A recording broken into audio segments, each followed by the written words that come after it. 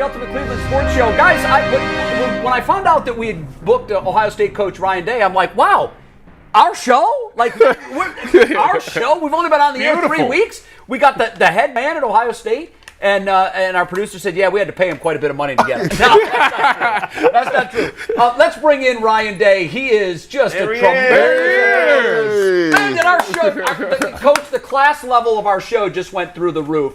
Before we start our first question, we did hard-hitting investigative reporting last night.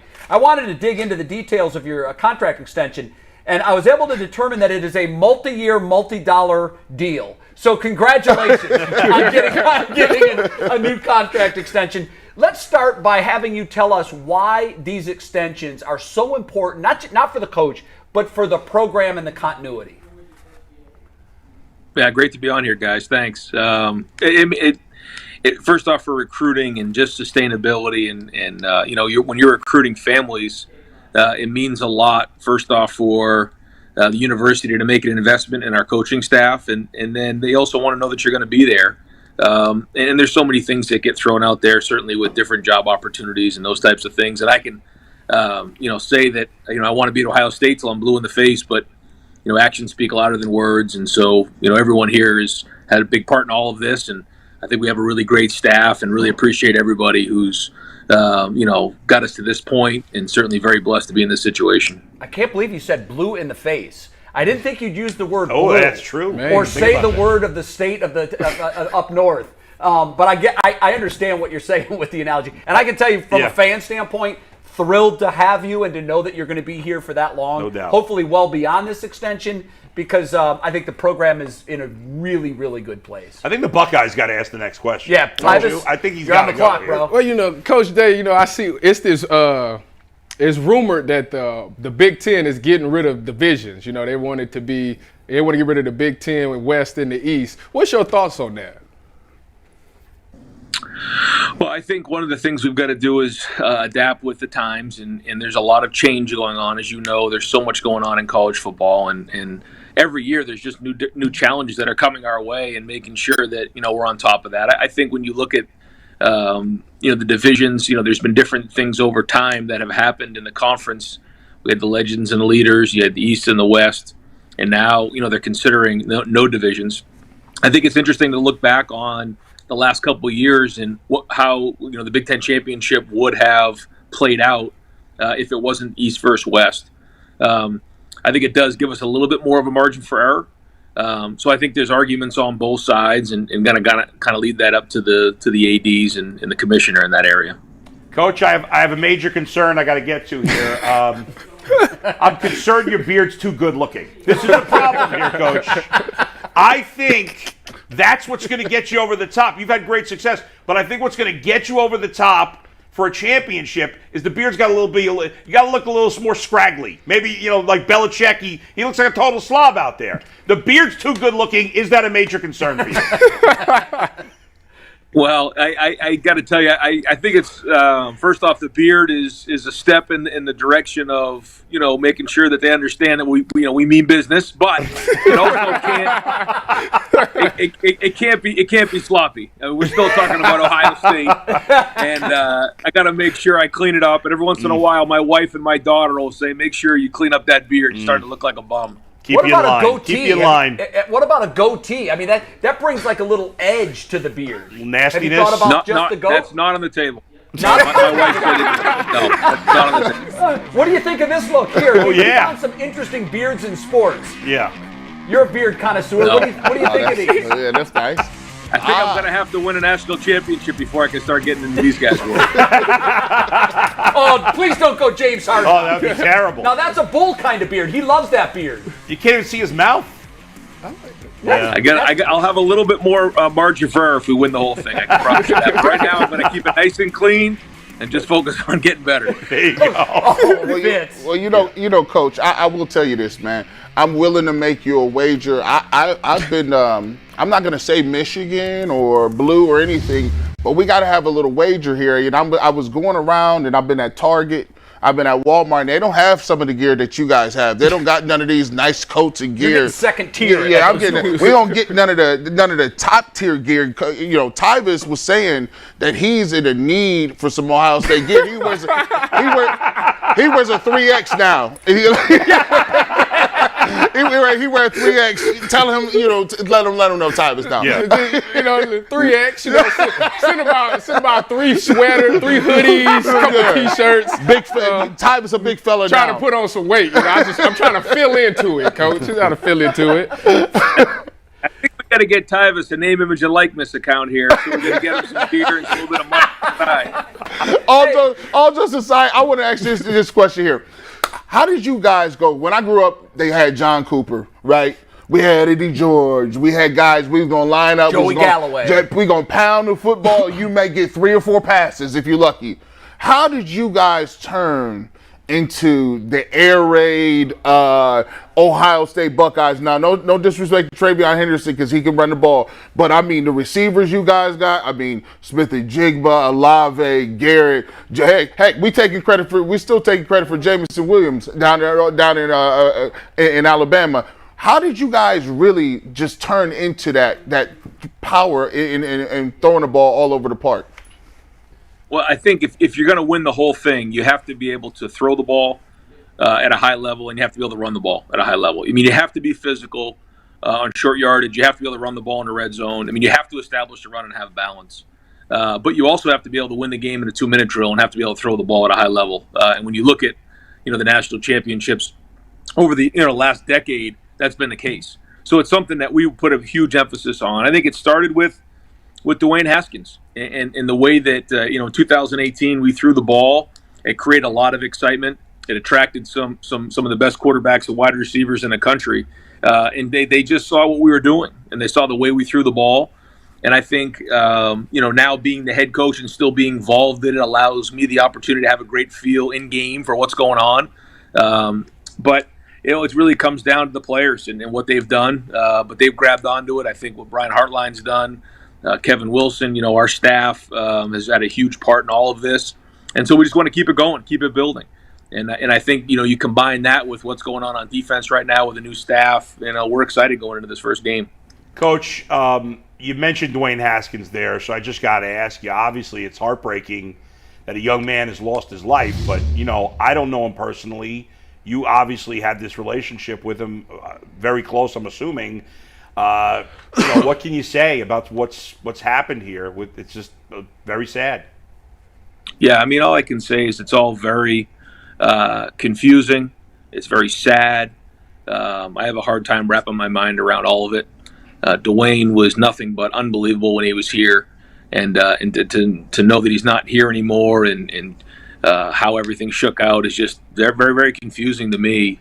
And I think about it a lot. And he left a legacy behind in a short period of time, and he won't be forgotten. No, I know the whole program grieves, and we do too. From a distance, he seemed like an incredible young man, just as good a person as he was a football player. And I know it's been a very difficult time for you and your entire program there as you work through this.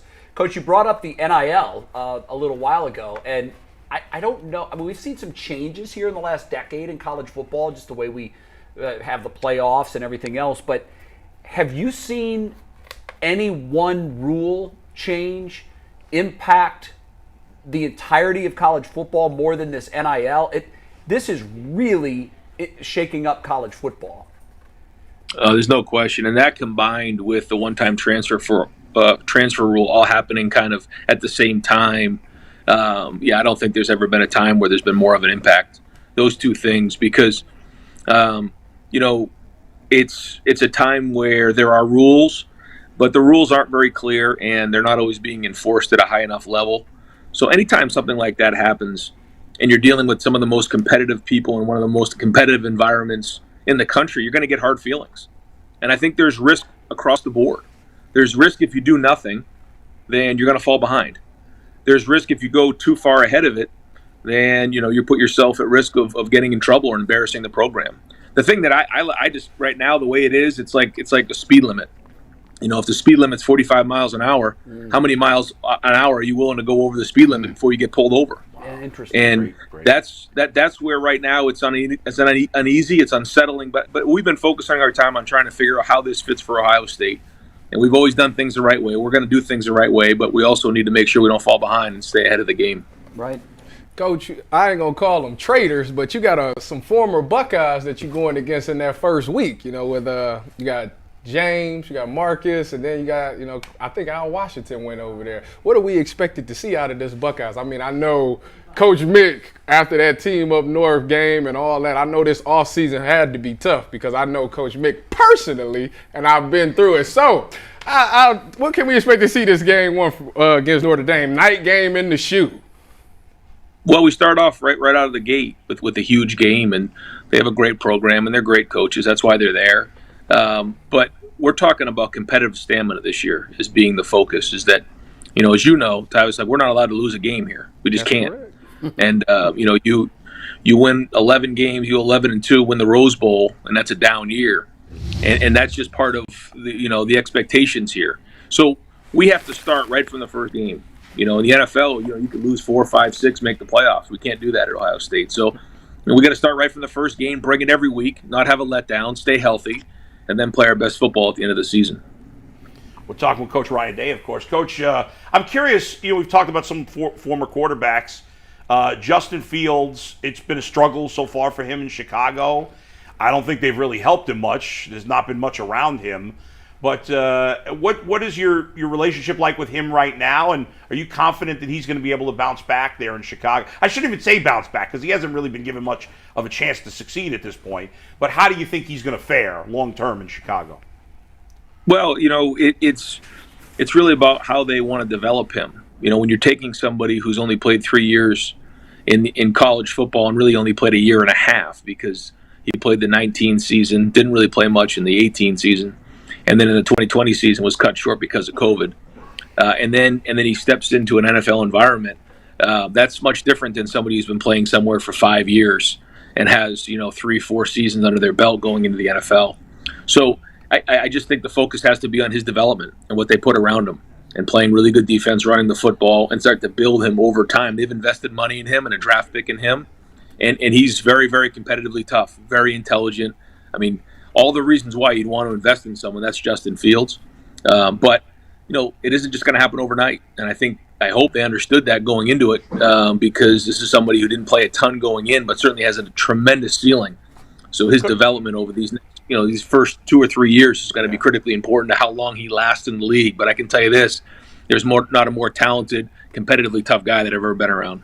Coach, I feel like you seem like someone who's emotionally invested in your players. And is it hard when a player, I know you haven't been a head coach that long, but when a player goes to the league, obviously so many Ohio State players go to the NFL, so many have success.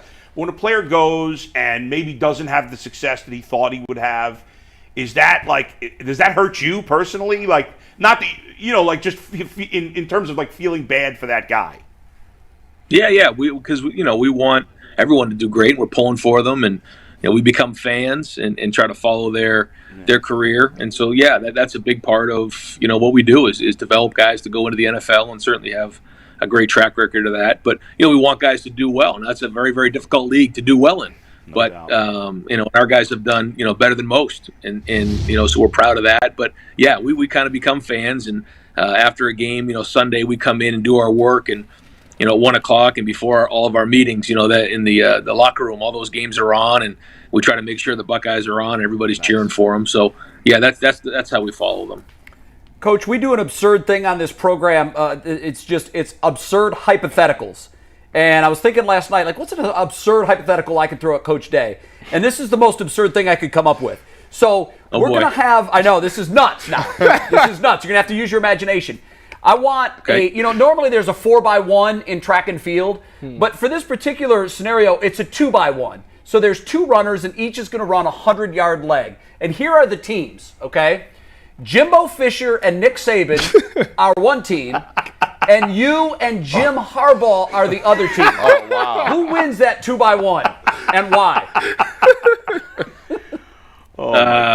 I think the race may be canceled due to the lack of interest. No, listen, Coach, if we were to pay-per-view this, Imagine the money that could be raised for charity. Oh, yeah. If we could, I would pay good money to watch you in track shoes pass a baton to Jim Harbaugh. Actually, I think you would run the leg. I think you would dust Jim. So Jim would run the first leg. He would pass the baton to you. Nick's going to run the first leg for Team Saban and Fisher, and then Jimbo's going to bring it home. I don't know that there's a sum of money I wouldn't part with right now to watch that happen. The interest would be off the charts, Coach. He's not into it. Well, I think it may be better if, Coach Harbaugh teamed up with either Coach Saban or Coach Fisher, and I same thing. Maybe that. So you don't want to be Harbaugh's teammate? Yeah, that's right. Can't be Harbaugh's teammate.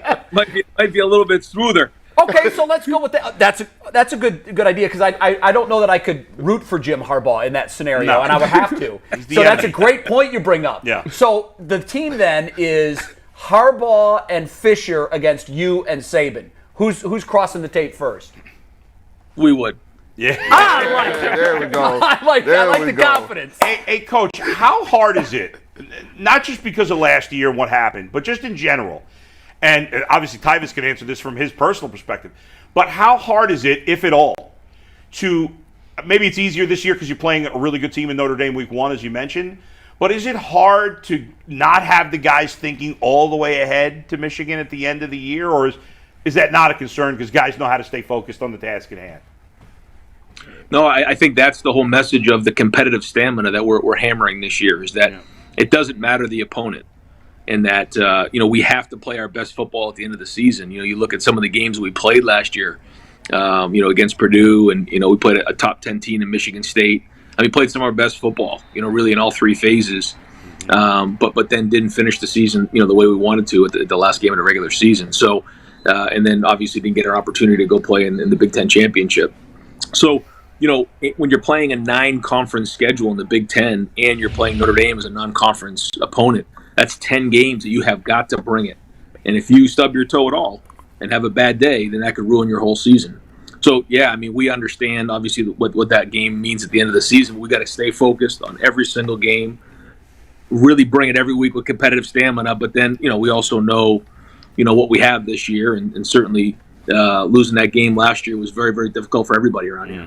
And it's been a while, and that one hurt, and it's going to continue to hurt. And, we remind ourselves of that all the time, coaches, players included. There you go. And so we're working towards that.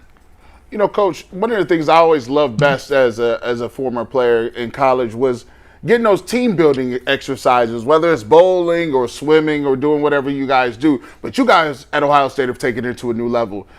We have some footage. We have some stuff on paintball. Who would have known? Look at that. Yeah. OSU gets it done with paintball. Talk about how that went. How'd you guys come up with that? And how's your aim?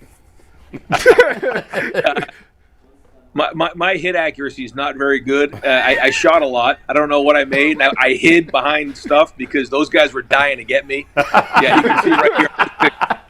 I'm hiding right there. I think some of the players really appreciated the fact that they got a chance to shoot some of the coaches and some of the strength coaches. But our guys wanted to do more things outside of our facility to build, the brotherhood is what we call it here. Yeah. And with COVID and everything the last couple of years, we haven't done much of that. Most of the teamwork we've done is inside the walls of our facility. So we want to make sure that we're doing enough things outside. And that was something everybody could enjoy. Everybody participated in. We had a lot of laughs. And so that was good. That's one of a few things we'll do this summer. That looked like a lot of fun. Coach, our producer here, before we let you go, Mikey McNuggets, has a question for you. And I want to apologize on behalf of the Ultimate Cleveland Sports Show in advance of this because Mikey has this notion that he is a top-flight athlete because he made a couple threes for his college team once. His Division III college team. I don't want to disparage that. No, but he has a question for you, Coach, and I want to apologize in advance. Mikey, it's all yours. No, Coach, this is a great question. Hey, thanks again for coming on. Let's pull up 64 to start. These are the measurables. I'm a 5-star quarterback recruit. I don't have any eligibility left, but in theory, if I was, how would you recruit an athlete of this caliber? And before you answer, Steve, let's go to 65. Let's show off the arm. Yeah, this is when I tried out for Blinn College football last year, the home of Cam Newton. And this is the best pass ever thrown on Cam Newton. Oh, my God, that's horrible. How you recruiting me? that is awful throw. He's not recruiting you. it's pretty easy. What's your name, Mikey McNuggets? I mean, we got a lot of McDonald's here in Columbus. So what an unbelievable opportunity to do an NIL deal right here in Columbus. Probably more McDonald's in Columbus than most of the other places you're being recruited. So Mikey McNuggets already done. Come be a Buckeye. That's good. Yeah, you go. Yeah. I needed that reality check. Yeah, that was great. Coach, listen, Thanks, Coach. We can't thank you enough for taking time out of your day. We know you're a busy guy, and we know that you're spending 28 hours a day focusing on beating the team up north, and we love to hear that kind of talk because, as you know, the fan base carries that pain as well. All of the best to you and the Buckeyes. Continued success. I can't wait to watch you guys go out there and tear it up, especially with that offense. Thanks for coming on. Thanks, and Coach. have a great year, Coach. Hey. Go Bucks.